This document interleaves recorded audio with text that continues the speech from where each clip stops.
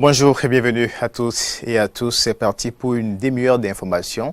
C'est le bulletin d'info sur Eden Télévision. On commence par un mouvement de protestation qui s'est déroulé dans les 6 communes du Koufo. C'est à propos de la nouvelle carte universitaire. Le flou persiste autour de la situation du centre universitaire d'Amplahoué sur la nouvelle carte universitaire du Bénin.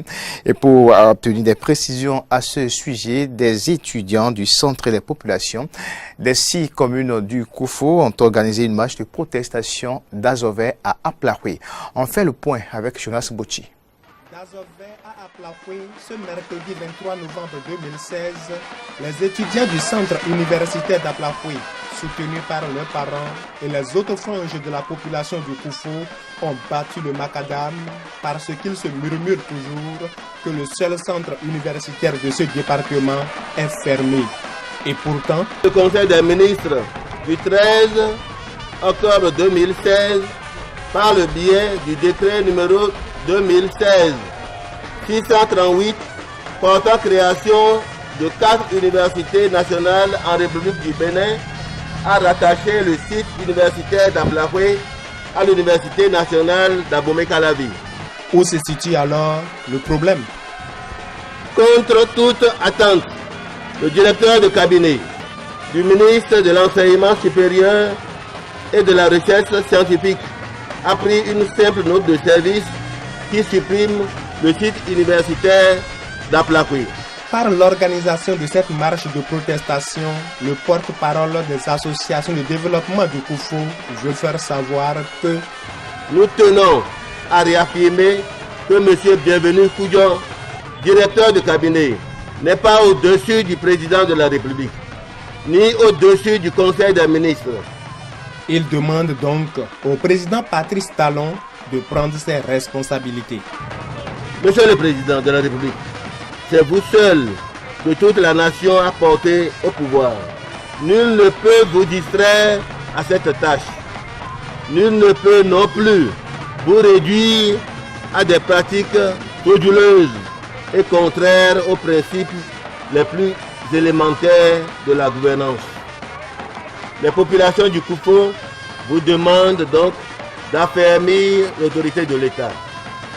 Elles vous exhortent à rappeler à l'ordre un directeur de cabinet qui se met au-dessus de son ministre de tutelle, au-dessus du gouvernement et au-dessus du chef de l'État pour opposer une simple note à un décret présidentiel. Le premier préfet du Koufo n'a pas pu être témoin de la première marche de protestation à la préfecture d'Amplahoué, mais son porte-parole a promis rendre compte à qui de droit. Il n'a qu'à nous ramener notre université. Le mécontentement des populations du Koufo, donc, à propos de la nouvelle carte universitaire, un dossier à suivre. On revient à Cotonou.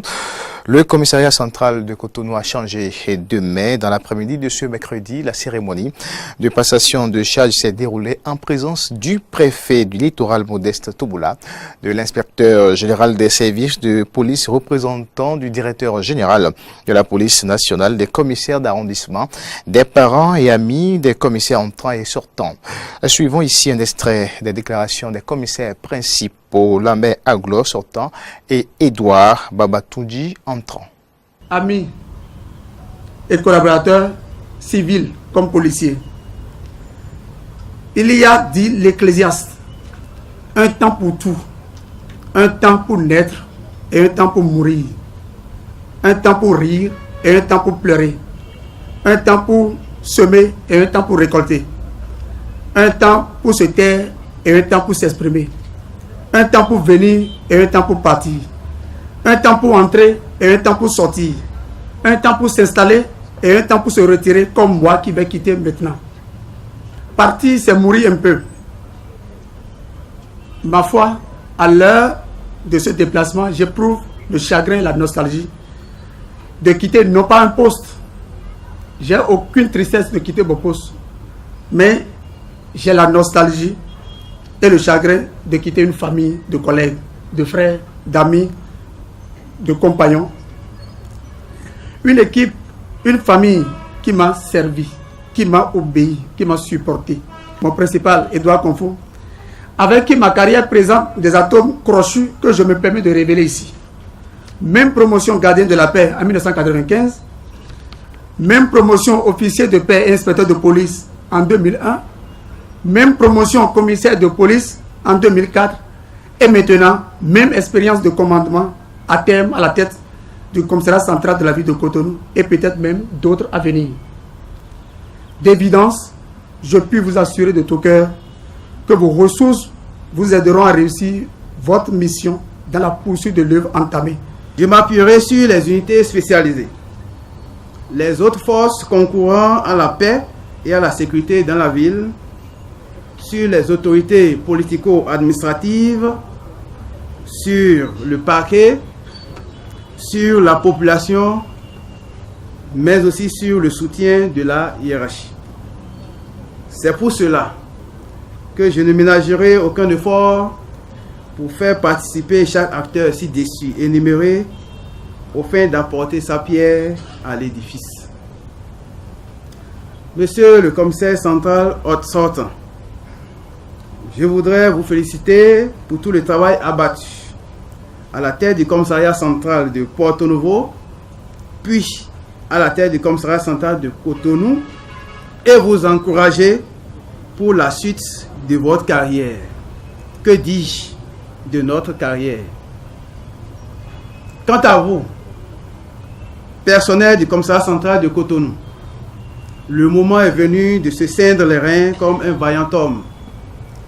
Restons donc soudés et agissons professionnellement pour atteindre de façon efficiente les objectifs à nous fixer. Je maintiendrai en équilibre, soyez-en rassurés, le glaive et la balance, symbole de la justice. D'infos se poursuit sur Eden Télévision. Le conseil communal d'Abomey-Calavi, au chevet des sinistrés ou des victimes du drame de Toré à Vamey, Georges Bada et son équipe communale ont fait don d'une valeur de 5 millions de francs CFA aux victimes et aux orphelins. Ce don est constitué de 25 sacs de riz, 6 sacs de maïs, 10 bidons d'huile et de 2 millions pour les soins des brûlés et 2 millions aussi pour prise en charge des orphelins. C'est le maire de la localité, Robert Tolegmon, qui a reçu les dons des maires de Georges Bada. Suivons ici un extrait de la déclaration des maires. C'est un geste. Ce n'est pas ce qu'il faut, il faut plus. Ce que nous apportons ne peut pas penser les plaies, ne peut pas réveiller ceux qui sont morts, ceux qui nous ont précédés à l'au-delà. Mais nous disons que ces morts nous servent de leçon et nous secouent, nous qui continuons de vivre, pour que plus jamais ça dans nos communes, plus jamais ça dans notre pays. Cela nous va droit au cœur et nous l'acceptons de bonne grâce. Et en retour, nous vous disons merci. Je vous dis merci au nom des victimes et des victimes collatérales du drame d'Avamey, et que Dieu comble la commune sœur d'Abomey-Calavi et veille qu'un tel drame ne survienne plus jamais sur notre territoire national. Nous n'avons pas encore reçu ces genres de ressources-là depuis que nous avons été éplorés. C'est pour la première fois que nous recevons cette quantité et de vivres et de sommes d'argent. Merci beaucoup pour ce que vous avez fait. Pensez à autre chose encore. Peut-être la mairie d'Abomey-Calavi peut décider de prendre en charge quelques enfants orphelins parce que nous en avons. Cela me réjouit. Je vous rassure que ces vivres, ces sous que vous avez amenés iront directement à ces victimes et aux enfants que vous avez déjà identifiés, les personnes que vous avez déjà identifiées, à qui ces différents dons sont destinés, cela ira directement vers eux. Et le chef d'arrondissement de Tori, Avamain, revient ici sur le bilan de ce drame. Il fait le point des décès, des brûlés, des orphelins et des actions menées. On l'écoute au micro de Laurent Roland Tony Kess et de Romaric Devouchi. Sur les 94 victimes que nous avons enregistrées, nous avons eu 32 décès. Et à ce jour, dans les hôpitaux, nous avons encore 24 malades. Il y a 36 qui sont déjà rentrés. Tout le monde n'a pas été admis à l'hôpital. Il y a certains qui ont refusé. Mais sur le nombre de malades acceptés à l'hôpital, qui sont référés à l'hôpital, 32 sont décédés, 36 sont rentrés et il y a encore 24 aujourd'hui à l'hôpital. Nous avons eu 270 orphelins, tous confondus, c'est-à-dire les scolarisés, les non scolarisés. Nous avons un comité de gestion présidé par le maire de la commune. Dans ce comité de gestion-là, nous avons les représentants de tous les services déconcentrés de l'État et les conseillers communaux, les 13. Donc tout se gère au niveau du comité, mais nous avons un volet prise en charge en matière d'éducation. Nous avons décidé de porter une assistance financière à ceux qui sont scolarisés pour pouvoir leur payer les frais de scolarité.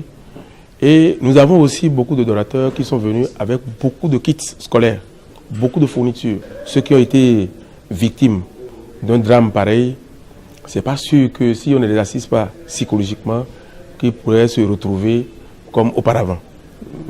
Quand nous avons exprimé le besoin, Caritas, à travers l'USAID, a pris l'engagement de prendre ce volet-là en charge et ils ont déjà commencé par y travailler.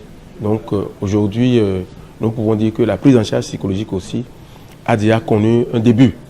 Donc c'est un soulagement pour nous. Tout ce qui est des dépenses et autres à fournir pour les malades, le gouvernement a pris en charge et puis je crois à ce niveau-là, il n'y a pas de problème. Les médecins nous ont conseillé de nourrir les malades pour que la cicatrisation soit accélérée.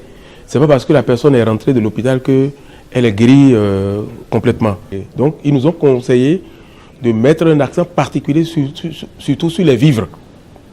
C'est pourquoi, quand les gens viennent avec ces dons-là, nous disons nous sommes satisfaits parce que nous en avons besoin sur un long moment.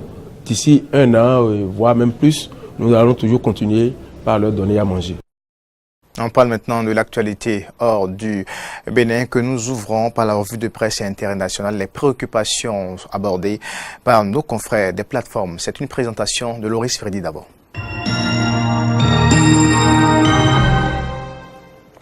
La revue Inter ce matin, nous l'ouvrons par www.izf.net, www.izf.net, et c'est par le Soudan que nous l'enclenchons. Soudan, nouvelles arrestations d'opposants. Soudan, nouvelles arrestations d'opposants. Les forces de sécurité soudanaises ont arrêté 4 dirigeants de l'opposition de gauche. C'est du moins ce qu'a annoncé mercredi leur formation, l'Alliance des forces nationales du consensus, entendez NCF. Le puissant service national du renseignement et de sécurité NISS a arrêté bien évidemment certains membres de l'opposition soudanaise. Nous poursuivons toujours sur la même plateforme. On se rend maintenant en Centrafrique, toujours sur le continent africain, en Centrafrique, et nous notons ceci. Affrontement en Centrafrique, au moins 16 morts et des milliers de déplacés. Affrontement en Centrafrique, au moins 16 morts et des milliers de déplacés. Un peu plus de détails maintenant sur l'actualité, les affrontements entre factions rivales et l'Est-Séléka. Les factions rivales de l'Est-Séléka en Centrafrique ont fait au moins 16 morts et des milliers de déplacés civils, bien évidemment. C'est ce qu'a indiqué mercredi la mission des Nations Unies en Centrafrique, entendez la MINUSCA.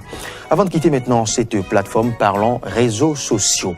Parlons des réseaux sociaux. Les réseaux sociaux deviennent maintenant des porte-voix de la jeunesse africaine. Les réseaux sociaux deviennent des porte-voix de la jeunesse africaine. C'est l'autre actualité partagée avec nous ce matin par izf.net. La jeunesse africaine s'est saisie en quelques années des réseaux sociaux comme mode privilégié d'expression et de mobilisation à la grande inquiétude des régimes autoritaires, désormais prompte à couper l'Internet dans différents pays. On quitte izf.net, l'autre plateforme qui s'en va nous accueillir maintenant, c'est bien sûr jeuneafrique.com, www.jeuneafrique.com. On se rend au Cameroun. Cameroun et plus précisément dans la ville de Bamenda. À Bamenda, les anglophones se rebiffent.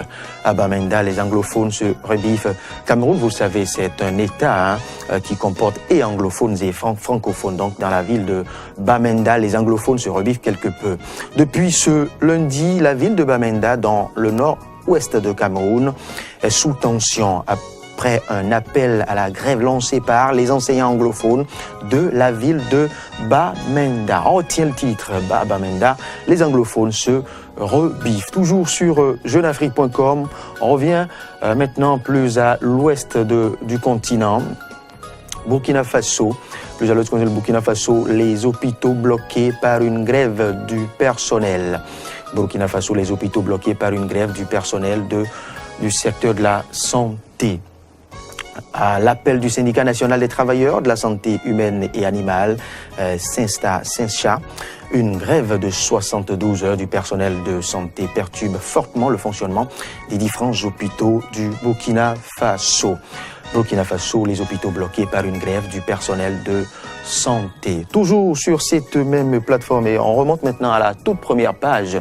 On remonte à la toute première page de la plateforme jeuneafrique.com et on se rend en Guinée équatoriale. Guinée équatoriale, le Maroc et ses alliés arabes se retirent du sommet arabo-africain de Malabo. Guinée équatoriale, le Maroc et ses alliés arabes se retirent du sommet arabo-africain.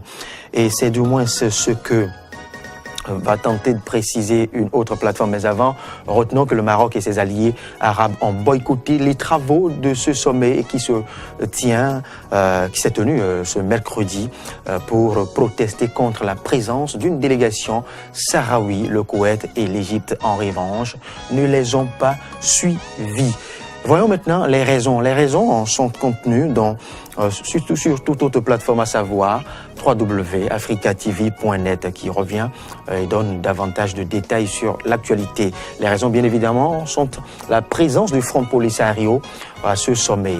Comment le Front Polisario a plombé le sommet Afrique-Monde arabe de Malabo. Comment le Front Polisario a plombé le sommet Afrique-Monde arabe de Malabo. C'est ce que nous précise maintenant www.africatv.net. L'Afrique ne peut continuer à traîner un mouvement né de la guerre froide avec le soutien des galonnés algériens et alégaux. Bien évidemment, c'est ce que précise ce matin africatv.net. Africatv précise plutôt que la colère, sinon la colère bien évidemment des autres membres, les autres participants de ce sommet qui se sont retirés. Bien évidemment, cette colère se justifie par la présence du Front Polisario à ce sommet Afrique-Monde arabe. Et l'actualité a été illustrée sur la plateforme africatv.net par l'image que voici. Voilà. L'image de certains participants que vous voyez là au sommet Afrique-Monde arabe. Nous poursuivons toujours sur cette randonnée sur les différentes plateformes internationales. L'autre page maintenant de africatv.net nous précise que Didier Drogba, l'international ivoirien, annonce la fin de son aventure dans le club canadien. Football, Didier Drogba annonce la fin de son aventure au Canada. Nous sommes au chapitre sport, vous l'avez constaté. L'ancien international ivoirien Didier Drogba a confirmé mardi qu'il quittera Montréal, son club depuis juin 2015.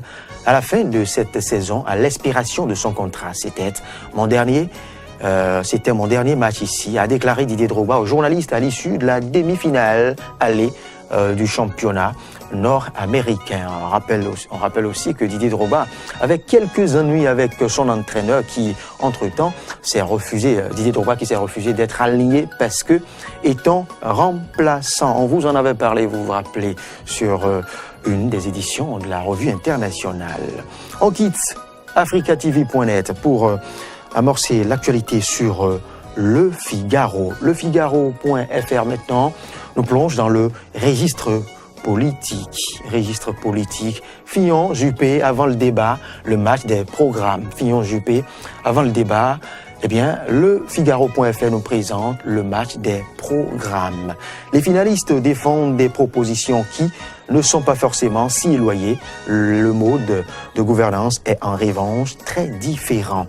L'autre page de cette même plateforme, Le Figaro, nous propose sécurité, islam, éducation, ce qui sépare Fillon et Juppé. Sécurité, islam, éducation, ce qui sépare Fillon et Alain Juppé. François Fillon maintenant déclare ceci. François Fillon déclare, c'est la présidentielle qui se joue déjà. François Fillon déclare, c'est la présidentielle qui se joue déjà, sûrement à travers le débat de ce soir. Lequel débat vous sera sûrement décrypté sur l'actualité internationale demain sur Matin d'Éden. Dans un entretien accordé à la rédaction de la plateforme lefigaro.fr, eh bien, le député de Paris affiche sa détermination et assure qu'il conserve la tête froide bien évidemment, après un premier tour où il est arrivé largement en tête devant Alain Juppé et bien évidemment, l'actualité a été pondue à 3 jours de ce débat qui se tient ce jour. Eh bien, ce débat du second tour, ce débat qui amorce bien évidemment la dernière ligne du second tour de cette primaire de la droite et du centre. François Fillon dit ceci, c'est la présidentielle qui se joue déjà à travers ce débat. Mesdames, Messieurs, avant de boucler, je vous donne lecture maintenant de la une du quotidien, pas du quotidien, mais de la plateforme Courrier International. Courrier International qui nous présente un titre peu mélioratif, j'allais dire, très péjoratif, de nouvel élu à la Maison Blanche, Donald Trump. Trump, un président versatile et ignorant. C'est pas nous qui le disons. C'est bien sûr Courrier International. États-Unis, Trump, un président versatile et ignorant. Et au chapitre santé maintenant, Courrier International présente Zika continue de faire des dégâts. Ce sera tout pour la revue internationale ce matin.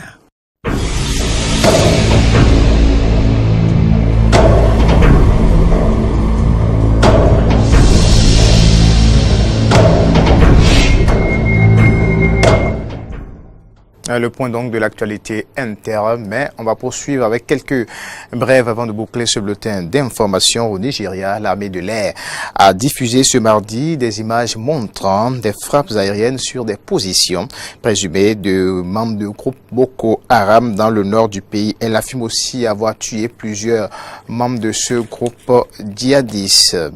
Somalie, avec ses urnes en plastique scellées, ses bulletins de vote en papier et ses cartes d'électeurs.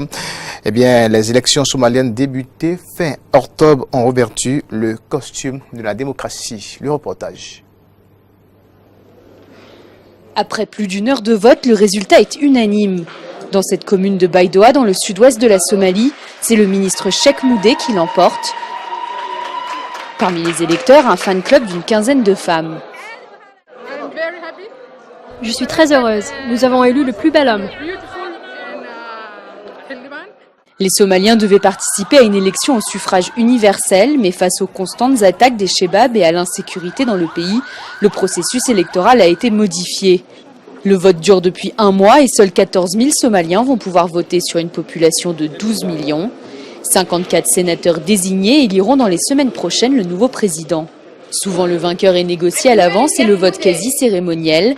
Mais dans un pays ravagé par 25 années de violence, ces élections, même imparfaites, sont aujourd'hui vues comme une réelle avancée. Ma voix a compté dans ces élections. J'ai voté pour le bon candidat et il a gagné. Nous sommes très heureux. Nous allons faire partie du changement dans notre communauté. Cette élection est juste et bien organisée. Nous sommes heureux parce que c'est la première fois que nous voyons des personnes choisir leur candidat.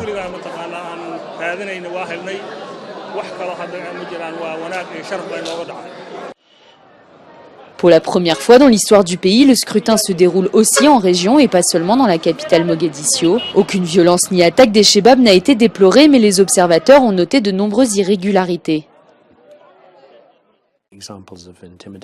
On a vu des exemples d'intimidation, des exemples de candidats qui n'ont pas pu mettre leur nom sur les listes, qui ont été empêchés d'aller physiquement au bureau de vote. Il y a aussi beaucoup d'argent qui circule.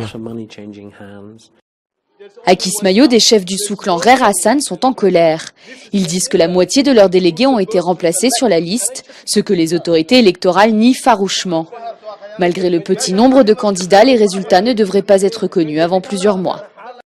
Et toujours en Somalie, plusieurs candidats à l'élection présidentielle s'inquiètent d'une manipulation des urnes et d'un report du scrutin. On les écoute. L'élection des députés a été repoussée de 4 mois et l'élection présidentielle de 3 mois. Tous ces retards sont déjà arrivés plusieurs fois dans le passé. Nous avons peur maintenant que l'élection présidentielle n'ait plus lieu le 30 novembre. Si un siège au Parlement est acheté pour $1 million américains, alors le résultat ne sera pas juste. Ce n'est pas le cas partout, mais je parle de certaines régions où les parlementaires sont corrompus et c'est inaccessible. Le gouvernement est accusé de vouloir s'accrocher au pouvoir en truquant les élections et cela provoquerait une autre guerre. C'est vrai, nous avons des inquiétudes concernant un report des élections ou qu'elles soient truquées. De toute évidence, si vous vous intéressez à ces élections, elles sont conduites et manipulées par le gouvernement et les représentants des communautés internationales. Les Somaliens croient en un changement de gouvernance grâce à ces élections. Et pour ma part, j'espère qu'une nouvelle personne encore inconnue en politique sera élue. Et on finit par un autre drame en Chine. Au moins 40 personnes ont trouvé la mort lors de l'effondrement d'une plateforme de chantier dans une centrale au charbon du centre de la Chine. C'est ce qu'a annoncé l'agence Chine Nouvelle. L'accident s'est produit à 23h GMT dans une tour de refroidissement en construction de la centrale électrique de Fangshan dans la province du Jiangxi. Chine Nouvelle avait dans un premier temps évoqué plus de 40 morts citant des sauveteurs avant que ces derniers ne revoient le bilan à 40 morts exactement. Ce chiffre devrait cependant augmenter car un nombre de personnes inconnues sont toujours bloquées sous les décombres d'après l'agence. 5 ouvriers blessés ont également été hospitalisés. Quelques 68 personnes étaient présentes lors de l'effondrement. Des images diffusées par Chine Nouvelle sur son application mobile montrent un amas de tiges métalliques tordues, une grue tentant de dégager des décombres et des sauveteurs en tenue orange emportant un mort sur un brancard. Au total, 32 camions de pompiers, 212 militaires, 9 chiens spécialisés dans la recherche et 2 drones ont été déployés sur le lieu de l'accident, ont annoncé ce jeudi en fin de matinée les pompiers de la province sur le compte officiel d'un réseau social. Les accidents industriels sont fréquents en Chine, les réglementations en termes de sécurité y étant parfois ignorées et contrôlées de façon laxiste. Et surtout pour cette édition du bulletin d'information. Retrouvez demain Mori Agua. Quant à moi, je vous retrouve lundi prochain. Au revoir.